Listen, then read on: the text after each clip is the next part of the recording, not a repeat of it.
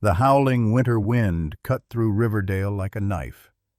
But still he sat there, a German shepherd with graying muzzle, his once proud posture now slightly stooped with age.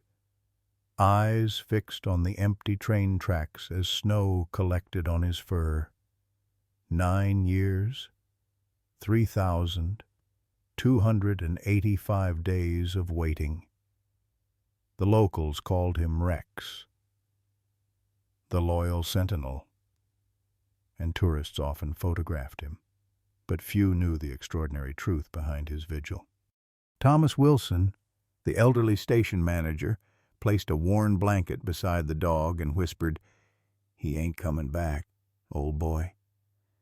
Rex didn't move, didn't blink. The 5:15 train from Hartford would arrive soon. Maybe today would be different. Maybe today.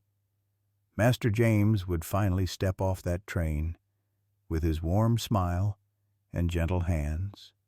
Only Rex knew what was hidden beneath his weathered collar, the secret that kept him bound to this cold, empty platform where time stood still while the world moved on. Leave a like and share your thoughts in the comments along with the city you're watching from now. Let's continue with the story. Riverdale, Connecticut, sat nestled in a valley where the Connecticut River bent like an elbow around rolling hills and centuries-old oak trees. The kind of small town where neighbors still brought casseroles when someone was sick, and Memorial Day parades featured the high school marching band. It was here that James Sullivan chose to rebuild his life after 3 tours in Iraq left him with medals he kept in a drawer and nightmares he couldn't lock away. James was 35 when he first saw Rex, a malnourished 2-year-old German shepherd with suspicious eyes and a scar running down his right flank. The local sheriff had busted an illegal dogfighting ring, and most of the animals were too far gone for rehabilitation. "This one's headed for euthanasia tomorrow," the shelter worker had told James. "Too aggressive for adoption." Something in the dog's wary gaze spoke to James, a fellow warrior who'd seen too much. "I'll take him," James had said, ignoring the worker's warnings.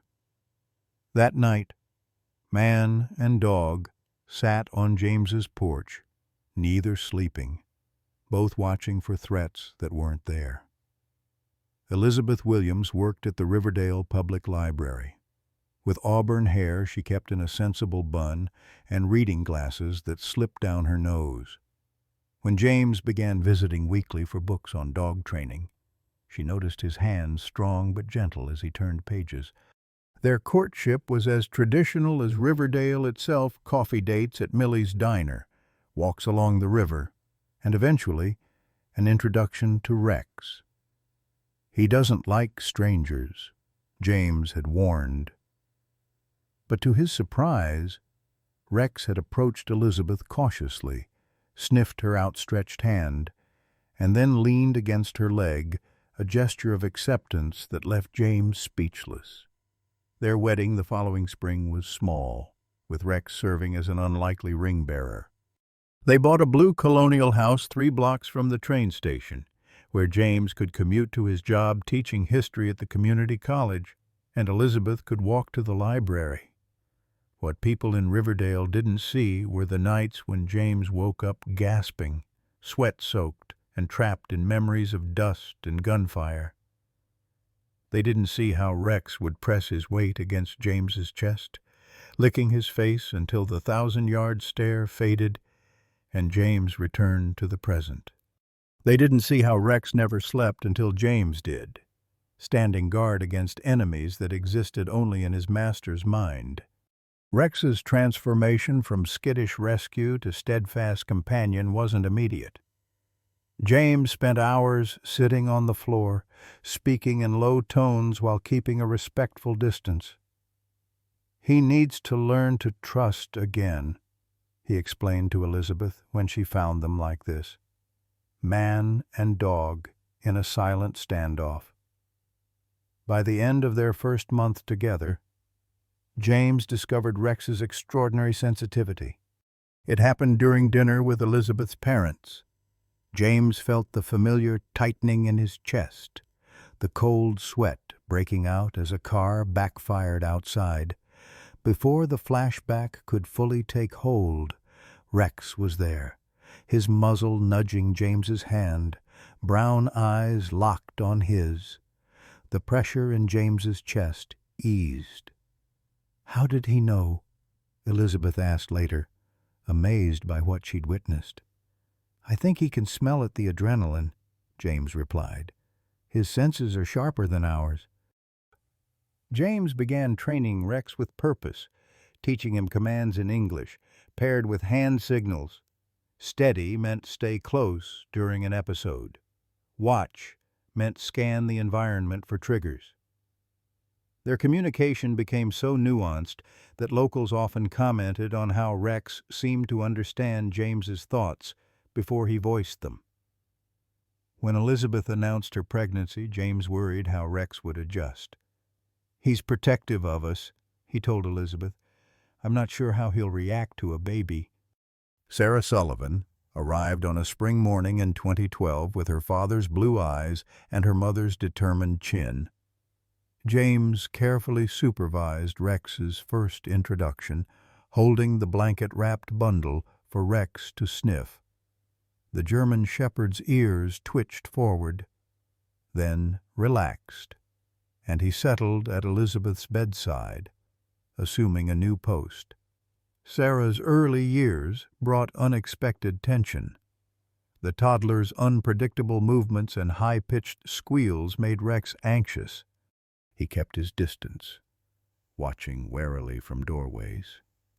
James worked patiently with both of them, teaching Sarah gentle petting and Rex tolerance.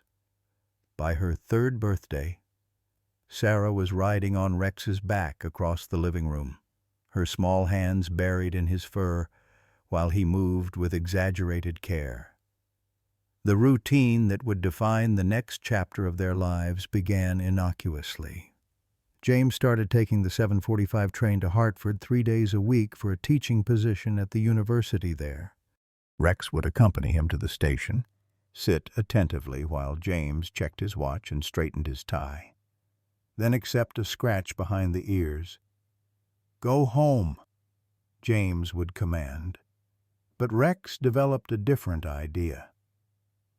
The first time Thomas Wilson, the station manager, called Elizabeth to report Rex waiting patiently by the platform. She was confused. "He's still there. It's been hours." Thomas chuckled. "Hasn't moved an inch. Looks like he's waiting for the 5:15. When James stepped off that train, Rex's joy was boundless, spinning circles, tail wagging so hard his whole body shook. This homecoming dance became a spectacle that Riverdale residents came to anticipate. The loyal dog, keeping vigil until his master's return. James Sullivan knew something was wrong well before the doctors confirmed it. A heaviness in his chest that couldn't be explained by his war injuries, shortness of breath climbing the porch steps, a dull ache in his left arm when he played catch with Sarah. Dr. Mitchell's expression said everything before his words did.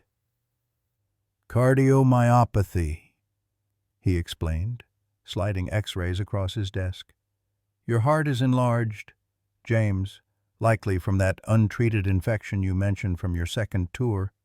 The walls are thinning, and there's significant scarring."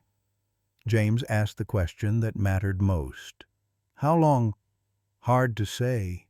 Could be years with medication and lifestyle changes. Could be less." "Doctor," Mitchell paused. "There's a specialist in Boston. I'd like to refer—" "I don't want Elizabeth to know," James interrupted. "Not yet. Not until I've figured some things out." That night, after Elizabeth and Sarah were asleep, James sat at his desk writing by lamplight. Rex lay at his feet, occasionally raising his head when James's pen paused too long. The letter took hours to complete. each word carefully chosen, each memory preserved in ink. When it was finished, James sealed it in a waterproof pouch small enough to fit inside Rex's collar, alongside his tags. "This is our secret, boy," he whispered, attaching the hidden compartment. Rex sat unnaturally still, as if understanding the gravity of what was being entrusted to him. The following weeks brought subtle changes. James began teaching Rex new commands focused on Elizabeth and Sarah. "Watch over them," he'd instruct, placing Rex between himself and his family. "Guard them," he'd say before leaving for work, a command that sent Rex to sit by the front window until his return. James started recording videos for Sarah's future birthdays, hiding them in a safety deposit box at Riverdale Bank. He updated his will, took Elizabeth on surprise date nights, and spent hours teaching Sarah to ride her bike without training wheels. He lived with purpose and urgency, knowing each moment was borrowed time. The premonition came one ordinary Tuesday morning. James woke with absolute certainty that this was his last day. The conviction was bone deep, inexplicable, but undeniable. He made pancakes for breakfast, shaped like animals that made Sarah giggle. He kissed Elizabeth longer than usual before leaving, breathing in the lavender scent of her hair. "I'll be home for dinner," he promised, his voice catching slightly. At the train station, James knelt beside Rex, taking the dog's face between his hands. "Today is different," he said quietly. Rex's ears perked forward, eyes locked on James's face. "I need you to be strong. They'll need you when I'm gone." For the first time in their routine, James removed Rex's leash and dropped it on the platform. "Stay," he commanded, a tremor in his voice. Then, softer, "Remember what we practiced." Rex whined, sensing something was wrong, but held his position as James boarded the train. Through the window, their eyes met one final time, man and dog, souls connected by something deeper than words. James pressed his palm against the glass. "Goodbye, old friend," he whispered, though Rex couldn't hear him through the barrier. "Take care of our girls." The 7:45 to Hartford pulled away, leaving Rex sitting alone on the platform, unaware that this vigil would extend far beyond one day. The call came at 4:37 p.m. Elizabeth was preparing dinner, slicing carrots for beef stew. James's favorite when the phone rang. Chief Peterson's voice was strained with the weight of delivering news no police officer ever wants to share. There had been an accident at the Millbrook crossing, 3 miles outside of town. A family's car had stalled on the tracks. The 3:15 express from Hartford had been bearing down, its whistle screaming futility. "James was walking back from the fishing spot," Chief Peterson explained. "He saw what was happening. Witnesses say he didn't hesitate. Mrs. Sullivan." In the chaos of those moments, James had managed to pull the mother and her 2 children from the vehicle. He'd gone back for the father, who was desperately trying to restart the engine. The train struck just as James shoved the man clear. Heroes don't always survive their finest moments. At the station, Thomas Wilson noticed Rex growing increasingly agitated as the 5:15 approached. The German Shepherd paced the platform, whining softly, his eyes fixed on the curve where the train would first appear. When it pulled in, without James aboard, Rex's ears flattened against his skull. He watched each passenger disembark, his posture gradually deflating as the platform emptied. "Come on, boy," Thomas said gently, reaching for Rex's leash. "Let's get you home." Rex refused to move, pulling back with quiet determination. He returned to his spot, sat down, and continued his vigil. Thomas, not yet knowing about the accident, eventually left him there, assuming James must be on a later train. By midnight, with the station closed and the platforms dark, Elizabeth found Rex still waiting. Her face was swollen from crying, her movements mechanical with shock. Rex stood when he saw her, ears perked expectantly, before recognizing that she was alone. He approached slowly, sensing her grief, and pressed against her legs as she sank to her knees on the cold platform. "He's gone," she whispered into Rex's fur. "James is gone." The days following James's funeral blurred together. Elizabeth moved through them like a sleepwalker, fielding casseroles from neighbors, accepting condolences from James's university colleagues, and trying to explain to 6-year-old Sarah why Daddy wasn't coming home. Each morning, Rex would slip out when the door opened, disappearing for hours before returning at dusk, fur dusted with the grime of the train station. "He's looking for James," Dr. Johnson explained when Elizabeth called, concerned. Robert Johnson had been James's best friend since high school and the town's only veterinarian. "Dogs don't understand death the way we do. He's waiting for James to return to the last place he saw him." "Will he stop eventually?" Elizabeth asked. "Some do," Robert replied hesitantly. "Others, well, there are stories." By the third month, Rex's daily pilgrimage had become part of Riverdale's landscape. Thomas Wilson placed a water bowl by his preferred waiting spot. Mary Thompson, who owned the bakery across from the station, began bringing him treats each morning. Commuters patted his head as they passed, some kneeling to whisper words of comfort. Seasons changed. Sarah started 2nd grade. Elizabeth returned to work at the library. The hole James left remained, but life continued around its edges. Rex's routine never wavered home at night, station by dawn. Elizabeth tried everything to break the cycle. She kept Rex inside, but he became so distressed he clawed through a screen door.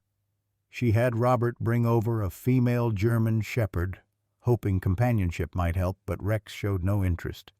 She even drove Rex to Hartford one weekend, walking him along the same route James would have taken, hoping he would understand. "He's grieving in his own way," Robert told her after a year had passed. "Maybe this is how he needs to process it." On the first anniversary of James's death, Elizabeth and Sarah brought flowers to the station. Rex sat with them while Sarah read aloud from her favorite book that James used to read to her. It became their new tradition, acknowledging Rex's vigil rather than trying to end it. "Do you think he'll ever stop waiting?" Sarah asked, now 7, and beginning to understand the permanence of loss. Elizabeth watched Rex, his eyes still scanning each arriving train with unwavering hope. "I don't know, sweetheart. Some kinds of love don't know how to give up."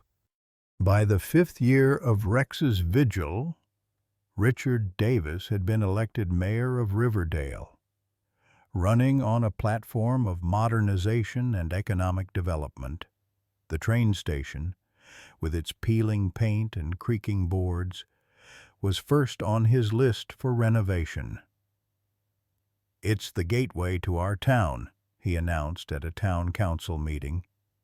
"Visitors' first impression, and frankly, having a stray dog as our unofficial greeter sends the wrong message. Rex isn't a stray. Thomas Wilson objected from the back row. At 73, he'd retired as station manager but still brought Rex fresh water every morning. "He belongs to the Sullivan family." Mayor Davis adjusted his tie. "A dog that spends 12 hours a day in a public space is, by definition, unattended. There are liability issues, health concerns. I've already spoken with animal control." Word spread through Riverdale like wildfire. By noon the following day, Elizabeth Sullivan's phone hadn't stopped ringing. Sarah, now 13 and in the throes of adolescent passion, had already started making protest signs at the kitchen table. "This is so typical," she fumed, pressing her marker hard against poster board. "Adults thinking they can just erase something because it's inconvenient. Rex isn't hurting anyone." Elizabeth sat across from her daughter, struck by how much Sarah had James's determined jaw, his way of standing firm when something mattered. "Mayor Davis isn't a bad person, honey. He just doesn't understand." "Then we'll make him understand," Sarah declared. The town hall meeting that Friday exceeded fire capacity. Residents spilled onto the steps outside, where someone had set up speakers to broadcast the proceedings. Mayor Davis looked increasingly uncomfortable as citizen after citizen approached the microphone. Mary Thompson, now using a cane at 82, spoke of how she'd lost her husband the same year James died. "That dog's loyalty reminds me every day that love doesn't end when someone's gone. You take him away. You take that reminder from all of us." Robert Johnson presented veterinary records proving Rex's excellent health and vaccinations. Thomas Wilson submitted a petition with over 500 signatures, impressive for a town of just 3,000. When Sarah Sullivan's name was called, the room hushed. She walked to the microphone, shoulders back, clutching a folder of research. "I used to be afraid of Rex when I was little," she began, her voice steady despite the tremor in her hands. "He was so big, and I didn't understand him, kind of like how you don't understand him now." "Mayor Davis?" A ripple of chuckles moved through the crowd. "But my dad helped me see that fear comes from not knowing, so I want to help you know Rex." She opened her folder. "I've spent the last week researching canine psychology and loyalty. Dogs like Rex form attachment bonds similar to humans. Some studies show they experience grief and maintain memories of their owners for years." Sarah looked up, making eye contact with the mayor. "Rex isn't just a dog waiting at a train station. He's keeping a promise. He's loving my dad the only way he still can. And when people from other towns see him there, they don't think Riverdale is shabby. They think we're a community that respects loyalty and devotion." Elizabeth felt tears sliding down her cheeks as her daughter continued, laying out a compromise plan: a small shelter for Rex on the platform, regular health checkups documented for the town records, a roster of volunteers to ensure he was always supervised. "Rex isn't a problem to solve," Sarah concluded. "He's a reminder of what makes this town special.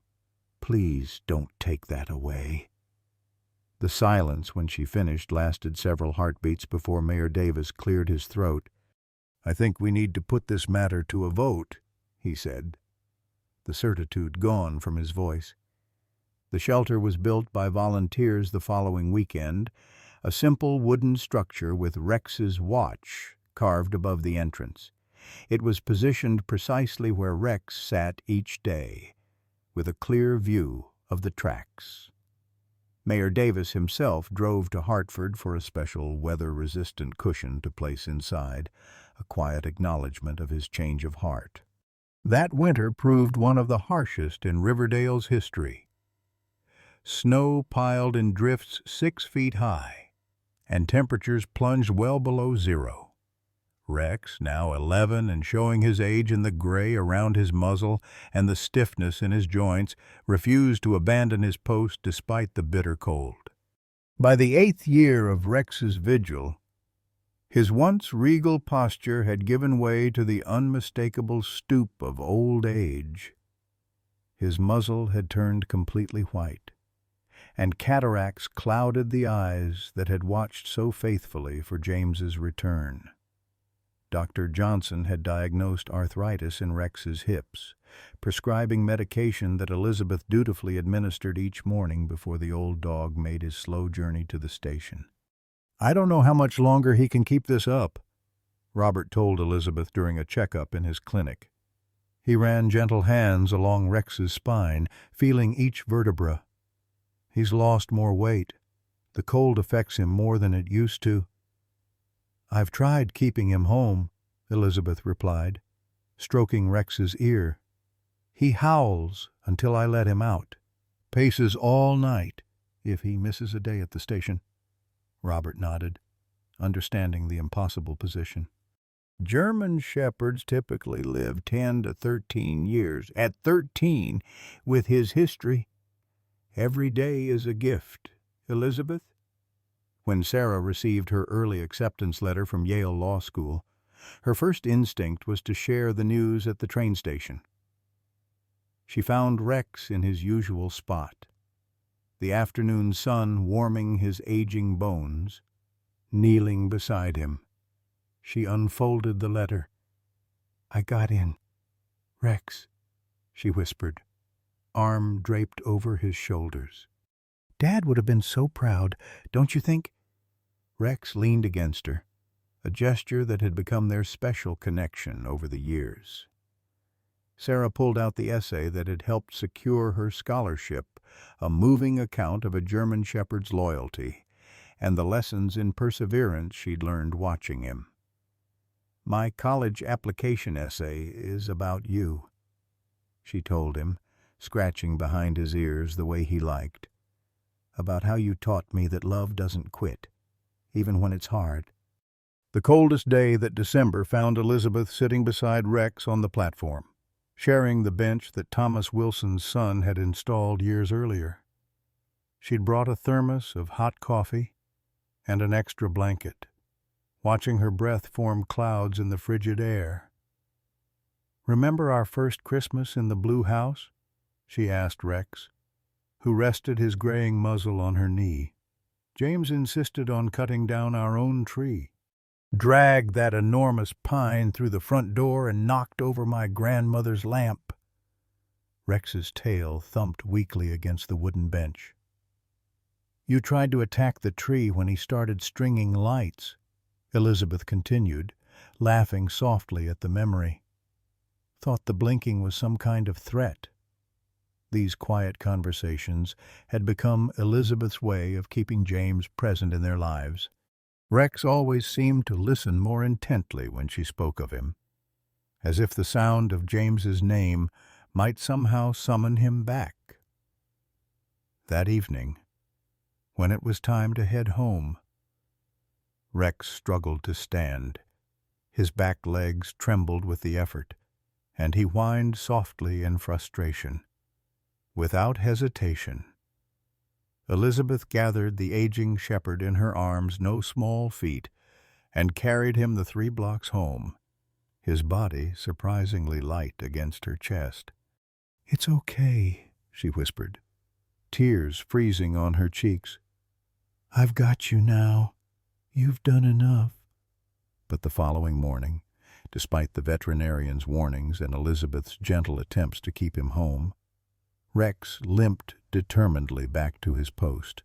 His loyalty remained unwavering, even as his body began to fail. On a quiet Sunday afternoon in early spring, 9 years after James Sullivan had boarded his final train, Elizabeth was cleaning Rex's collar. The leather had cracked with age and weather, and she'd bought a new one, softer, gentler on his thinning fur.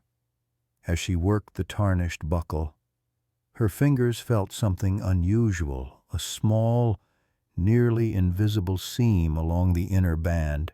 Curious, she examined it more closely, finding a cleverly concealed pocket. Inside was a small waterproof pouch, yellowed with age but intact. Her hands trembled as she carefully extracted a folded piece of paper.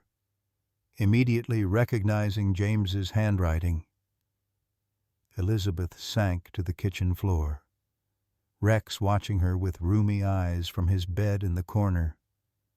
The letter was dated the day before James died. "My dearest Elizabeth, if you're reading this, it means I've been gone a while. I'm sorry I didn't tell you about my heart. The doctor said it could fail any time, and I didn't want to live with you and Sarah looking at me like I was already gone. I wanted joy for whatever time we had left, not fear. There's something you should know about Rex. After my first bad episode, when I collapsed in the backyard, I realized I needed to prepare. I worked with Robert to train Rex to detect the changes in my body before an attack, the specific scent of enzymes released when my heart struggled. He could give me 10, maybe 15 minutes warning. That last morning, Rex knew. When I knelt beside him at the station, he was trying to alert me. But I already understood. I'd felt it all night. I left him there with a command I'd been training him for secretly: guard the path. It means watch where I've gone and wait for me to return. I never meant for him to wait this long, my love. I thought you'd find this letter sooner. The final command, the one that will release him from his watch, is Journey's End. Speak it to him when you think it's time.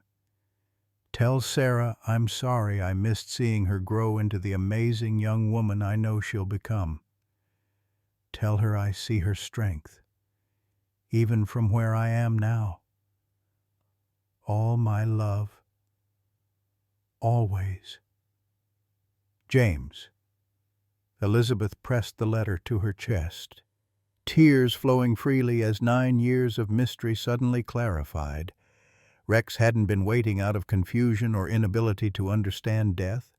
He'd been following his final order, faithful to the very end.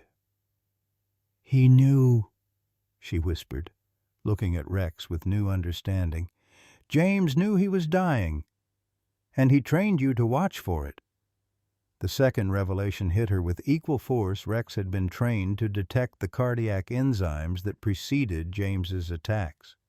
The dog hadn't just been a companion, he'd been a medical alert service animal, giving James precious extra minutes during episodes, perhaps extending his life by months or even years.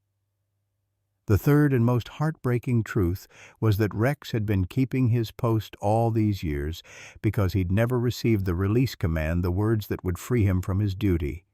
James had expected Elizabeth to find the letter much sooner, not realizing how perfectly he'd hidden it, or how perfectly Rex would perform his final task. The following day dawned clear and mild, a perfect spring morning in Riverdale. Elizabeth called Sarah at Yale and read her father's letter over the phone. There were tears, questions, and finally a shared decision about what needed to be done. "I'm coming home this weekend," Sarah said. "We should do this together." Word spread through town, not the contents of the letter, which the Sullivans kept private, but that something important had been discovered, something that explained Rex's unwavering vigil. Somehow, in the way of small towns, people understood this was a moment that mattered. Saturday morning found a small gathering at the train station. Thomas Wilson stood ramrod straight despite his 80 years, as if presenting for inspection. Mary Thompson had brought fresh-baked biscuits, Rex's favorite. Mayor Davis arrived without ceremony, hat in hand. Robert Johnson knelt beside Rex, checking him over one last time, his veterinarian's hands gentle on his old friend. Elizabeth and Sarah arrived last, walking slowly, supporting Rex between them. The German shepherd's steps were unsteady but determined, his eyes still fixed on the tracks as they had been for 9 years. They settled him on his cushion in the shelter, the position from which he'd watched countless trains arrive and depart without James. Sarah knelt first, wrapping her arms around Rex's neck. "You've been the best guardian," she whispered, "even when I was too young to understand what you were doing for us. Dad would be so proud of you." Elizabeth joined them, placing James's folded letter in front of Rex. He sniffed it, tail wagging weakly in recognition of the scent that still lingered after all these years. She stroked his head, feeling the delicate bones beneath his fur, the warmth of his loyalty. "James was always good at planning ahead," she said, loud enough for the small gathering to hear. He knew his heart was failing, and he trained Rex to warn him when an attack was coming. That last day, Rex knew, James left him here with a command, "Guard the path," to watch where he'd gone. Elizabeth's voice broke slightly. "For 9 years, he's been following that final order, waiting for a release that never came because we didn't know to give it. Until now." She cupped Rex's face between her hands, looking into his clouded eyes with all the love and gratitude she felt. "Journey's end, Rex," she said clearly. "Journey's end." The change was subtle, but immediate. Something in Rex's posture relaxed, like a soldier standing down from attention. He leaned into Elizabeth's touch, a soft whine escaping him. A plaque now stands at Riverdale Station, beside a bronze statue of a German shepherd watching the tracks. It reads simply, "Rex Sullivan, 2008-2026, Loyalty Beyond Measure." Beneath it, in smaller letters, "Love is the promise we keep." The town holds a celebration there each year on the anniversary, where children bring dog treats to place at the statue's feet. Young couples take photos beside it, promising each other Riverdale loyalty. Sarah Sullivan established a scholarship in Rex's name at the local high school, awarded annually to a student demonstrating exceptional faithfulness to a commitment. Elizabeth kept the letter in a frame by her bedside. In her final years, she often told visitors that she'd learned the most important lesson of her life from a German shepherd, that love, at its purest, doesn't count the cost of waiting, it simply remains, steadfast and true, until journey's end. As we journey through life's autumn years, Rex's story reminds us of what truly matters in the end. Remember when loyalty wasn't just a word, but a sacred bond, when promises were kept regardless of cost or convenience. In our youth, we made such promises to spouses, to children, to friends who've since departed. Like Rex, we've weathered storms, felt our joints stiffen, and watched the world change around us. Yet the heart's deepest commitments remain unchanged. Some would call Rex's 9-year vigil foolish. The modern world might label such devotion excessive or unhealthy. But there's wisdom in his faithfulness that today's disposable culture has forgotten. When James whispered, "Guard the path," Rex didn't question how long or at what price. He simply honored the trust placed in him. In our remaining chapters, may we find such clarity of purpose. May we remember that legacy isn't measured in possessions accumulated, but in promises kept. And when our own journey's end approaches, may we face it knowing we've waited faithfully at our posts, loved deeply without reservation, and kept sacred the trusts placed in our care. Some treasures are worth guarding, even for 9 long years in the cold. I hope you enjoyed today's story. Subscribe to the channel so you don't miss more stories like this. Leave a like and comment below what you thought of the story. See you in the next video.